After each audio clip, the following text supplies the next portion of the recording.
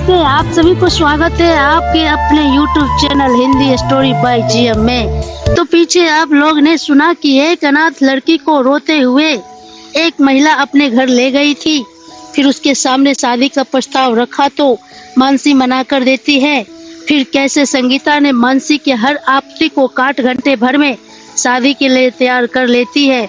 जब मानसी शादी के लिए तैयार हो गई तो संगीता ने संजय मित्तल के सेक्रेटरी वरुण गुप्ता से फोन पर कहा, मिस्टर गुप्ता, लड़की मिल गई है। अभी खानदानी पंडित जी को कॉल करके कल सुबह 9 बजे श्री महाकाल के मंदिर में शादी की तैयारी करने को बोल दीजिए।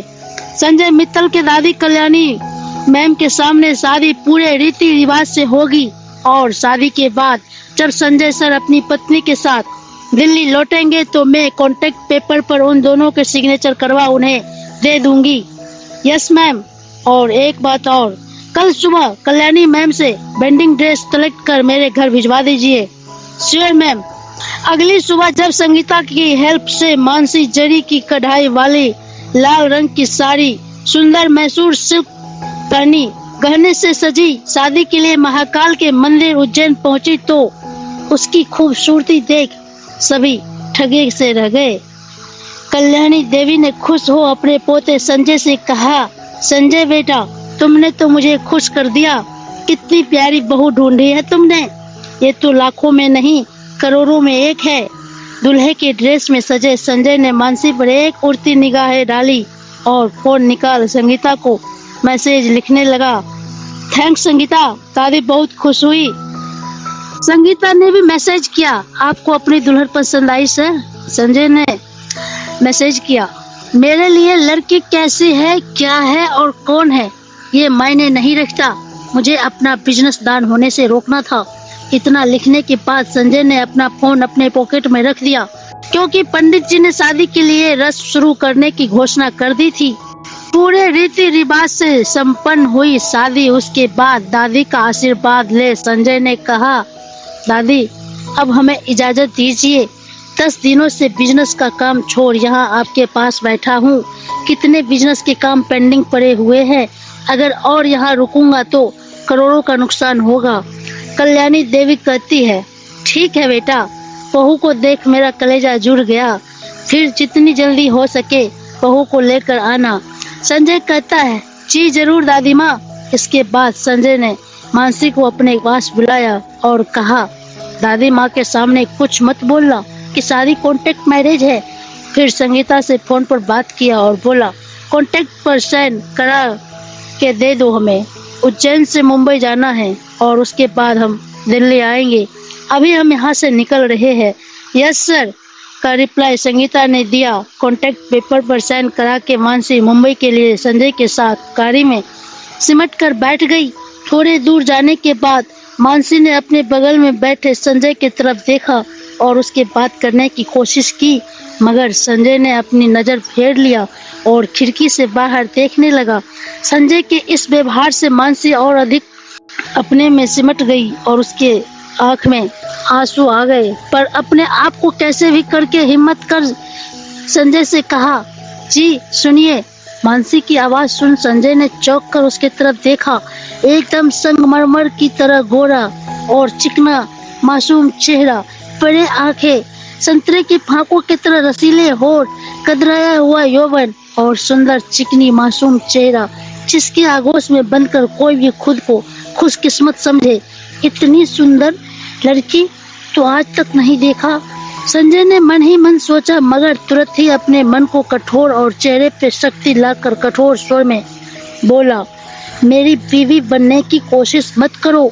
मैं अपनी परिस्थिति में फंसकर तुमसे शादी की है, हमेशा ये याद रखना, समझी। संजय की बात सुन मानसी की आंख में ठहरे हुए आंसू बह निकले। मानसी चुपचाप सर घुमाकर खिड़की से बाहर देखने लगी, मगर उसके अंदर तूफान चल रहे थे। वो अपने जीवन के बारे में सोच रही थी। अब तक उसके जीवन में क्या सब हुआ। अब तक मैं खुशियों की चाहत में प्यासी बस भागी जा रही हूँ। अनाथालय के गंदे माहौल से संघर्ष करते हुए किसी तरह सरकारी स्कूल और कॉलेज में पढ़ पाई। फिर कितनी मुश्किल से एक छोटी नौकरी भी मिली तो वो कमीना मैनेजर के चक्कर में फंसकर बर्बाद होते होते बची। अब जिसके साथ परिस्थिति ने बांधा वो सीधे मुंह बात भी नहीं करता। क्या इस खड़ूस आदमी के साथ शादी करके फिर से किसी झूठ और धोखे के जाल में कहीं फंस तो नहीं गई हूँ? तभी मानसी का मोबाइल आवाज किया जैसे कोई मैसेज हो। मानसी ने मोबाइल खोला, देखा तो होटल में जब काम करती थी वहाँ संजना नाम की एक और रिसेप्शनिस्ट भी थी। संजना भी वही काम करती थी। उसी ने एक फोटो भेजी थी मैनेजर रिकी के संग। संजना के फोटो मानसी का मन किया नंबर ब्लॉक कर दे, क्योंकि उसके साथ मैनेजर ने जो किया था इसलिए मानसी गुस्से में थी। मानसी ने फोटो देखी, संजना और मैनेजर दोनों लिप लॉक किस करते हुए। मैसेज में लिखा था enjoy the moment dear Mansi. Photo और कैप्शन देख मानसी के चेहरे पर दुख और व्यंग भरी मुस्कान आ गई। उसे मैनेजर रिकी का खोने का दुख नहीं था, मगर जिस तरह से उसका विश्वास तोड़ा गया था, उसे सड़क पर लाकर छोड़ा गया था, वो इसलिए बहुत दुखी थी। अपने अंदर उमड़ रहे भावों के साथ वो आंखें बंद कर कुछ सेकंड तक कुछ सोचती रही। फिर बगल में बैठे संजय की तरफ देखकर कांपती आवाज में बोली, एक्सक्यूज मी, क्या आप हमें संगीता मैम का नंबर देंगे? संजय को मानसी की कांपती आवाज अजीब लगा। फिर उसने सोचा शायद कोई बात होगी जो संगीता से शेयर करना चाहती होगी या उसका कोई हेल्प लेना चाहती होगी। इतना सोच संजय ने संगीता के नंबर मानसी को दे दिया। मानसी नंबर लेते ही संगीता से बात की और पूछी, क्या शादी का फोटो लिया गया है? संगीता ने कहा, हाँ वहाँ पे वीडियोग्राफी हुआ था। तो क्या हमें एक फोटो मिलेगी अभी? संगीता बोलती है, हाँ मिल जाएगी, मैं अभी भेजती हूँ। कुछ मिनट के बाद संजय और मानसी के शादी वाली तस्वीर भेज दी। मानसी ने एक अच्छी फोटो रिंकी, मैनेजर और संजना को व्हाट्सएप पर भेजते हुए कैप्शन में लिखा, थैंक्स फॉर योर एम्बुजल, धोखा देने के लिए शुक्रिया। मानसी को बर्बाद करने की खुशी संजना के साथ मनाते रिकी होटल के मैनेजर जब मैसेज खोलकर देखा तो उसकी खुशी तुरंत उड़न छू हो गई और उसका चेहरा अफसोस और घबराहट से भर गया। उसने संजना को तस्वीर दिखाते हुए कहा, यार अब हमारे जॉब का क्या होगा? तस्वीर देख संजना को भी होश गुम हो गई।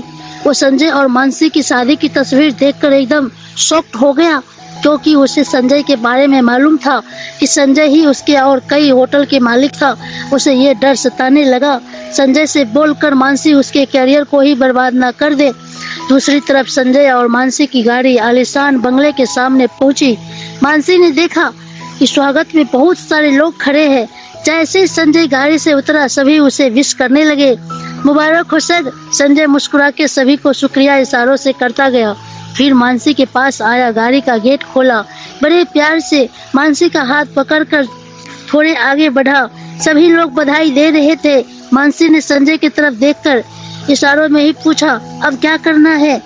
जवाब में संजय ने मानसी की कमर में हाथ डाल मुस्कुराते हुए बोला, अंदर चलो स्वीटहार्ट। सभी ने एक स्वर में बोला, वेलकम मैम। घर के अंदर संजय के साथ मानसी कदम बढ़ाती, दिल संजय की नजदीकियों से धड़क उठा था। संजय की बाहों की पकड़ महसूस कर रोमांचित हो उठी थी।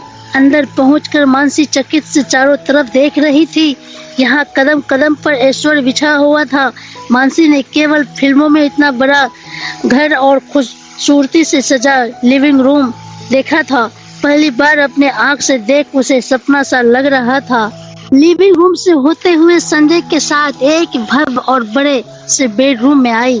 अनाथ आश्रम के एक छोटे से 10 बाय 10 के कमरे में 4 लड़कियों के साथ पली बड़ी मानसी एक छोटे से रूम में किराए पर रहती थी, जबकि संजय के बेडरूम इतना बड़ा था उसमें किराए वाले रूम 10 समा जाए तब भी जगह बची रहेगी। मानसी चकित होकर रूम में चारों तरफ देख रही थी। संजय के बेडरूम की हर एक चीज सफेद रंग की थी, जिसे देखकर मानसी को ऐसा लग रहा था मानो वो सफेद आभा से घिरी हुई हो, किसी दूसरे लोक में पहुंच गई हो और उसके साथ प्यार की अगरमाई लिए उसकी कमर में हाथ डाले एक देव पुरुष खड़ा हो।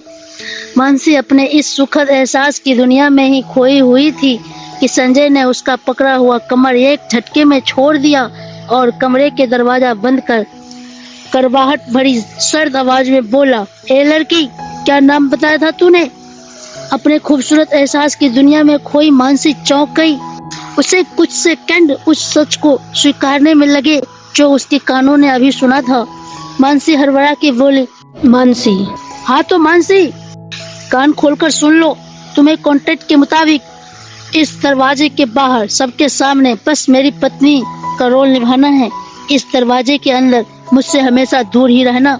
मेरी बीवी बनने की कोशिश कभी मत करना, समझी? बाकी इसके बदले यहाँ के ऐश्वर्य का भोग कर सकती हो, इससे हमें कोई एतराज नहीं होगा। और हाँ, संगीता ने तुम्हें बता दिया होगा, ये सब केवल 1 साल के लिए है और उसके बाद एक बड़ी रकम एल्यूमिनियम के रूप में लेकर तुम अलग हो जाओगी, समझी? जी जी जी। मानसी संजय की आवाज से कांप गई थी। एक बात और, मेरे बेड के करीब भी मत फटकना, उधर सोफे पर चुपचाप पड़ी रहना, अच्छे से समझ गई ना? बोलते हुए संजय ने बेड से एक तकिया उठाकर सोफे पर फेंक दिया। संजय के ऐसे व्यवहार से मानसी की आंख में आंसू आ गए।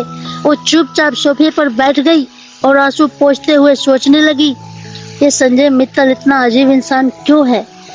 अभी कमरे से बाहर इतना प्यार जता रहा था, मीठा बोल रहा था, और कमरे के अंदर आते ही इतना रूखा व्यवहार क्यों? दोस्तों, आगे क्या होने वाले हैं हम बताएंगे नेक्स्ट पार्ट में। अगर आप लोग को कहानी पसंद आती है तो कमेंट करके हमें बताएं, हमें हिम्मत मिलेगी और ऐसे ही कहानी लाती रहूंगी। अगर कुछ गलती भी लगती हो तो हमें बताएं, हम सुधार करेंगे। बाकी आप सभी को शुक्रिया, इतने प्यार हमें दिया।